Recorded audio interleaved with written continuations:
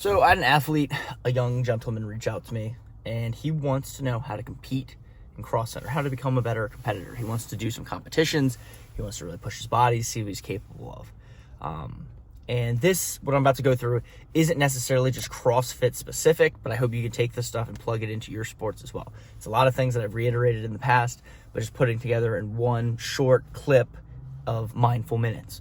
So the first thing in the sport of CrossFit is you need to understand the movements. You need to make sure that your movement patterns are efficient and they're done correctly. Because if not, one, you're going to create some imbalances. Your muscle development is not going to be there for when you need it, for more advanced stuff, more heavier lifts. And ultimately, you're going to get hurt. The number one thing for an athlete that I would recommend, especially a young guy like yourself, stay as healthy as possible. Please do not ego lift. Please do not ego work out simply to get through and gut it out and say you got it.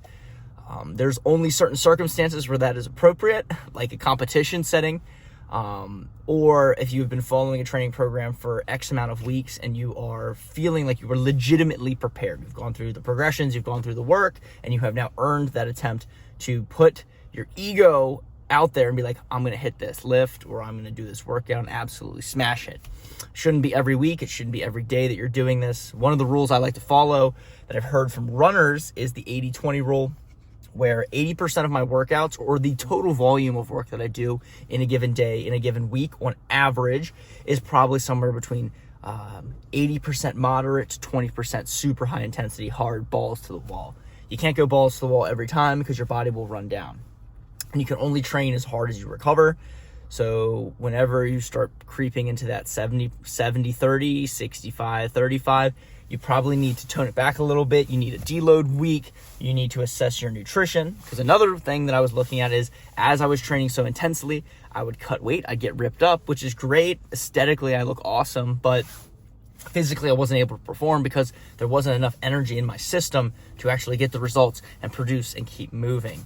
So aesthetics aren't everything. They're a great byproduct, but you really want to focus on performance here for CrossFit or for whatever sport that you do. You want to make sure that your body is functioning at its most optimal state. So again, fueling up properly is the best way you can do that. Another thing with CrossFit too is having a great background or building up as much strength as possible is absolutely critical. If you can take something that is now a lower percent of your overall 1 rep max in a workout setting where you're doing tons and tons of reps, tons and tons of volume with short to almost no rest, that is very advantageous. If something is 50% of your 1 rep max, you're probably not going to move it as well, clearly, as something that is 40%, 35%, 30% of your 1 rep max. That is like child's warm-up weight for you. So keep that in mind in the off-season specifically. In-season training, you shouldn't be focusing on hitting 1 RMs. You should be focusing on hitting sets of 3, sets of 5, really, really quality reps. Maybe a set of 8, maybe a set of 12 to get you more metcon ready or more conditions for your sport-specific CrossFit competitions, because you're going to have, again, lower weights, higher reps. You got to kind of incorporate that slightly into your strength training. You still should be hitting a heavy single, snatch and clean and jerk, but maybe not go 1 RM full send. But hit something between 80 and 90%, depending on how you're feeling. Technical, a lot of technical work, really allowing the body and the joints to ease in. Because as you get into CrossFit competing, you're going to be doing way more metcons and way more stress on the joints from a conditioning standpoint.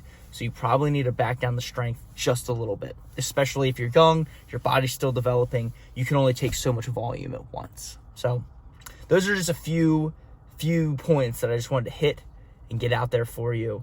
If you have any other questions, please shoot me another DM. I'm going to respond to you right now, and I'll be happy to answer them. So as always, guys, thank you for watching this episode. Peace.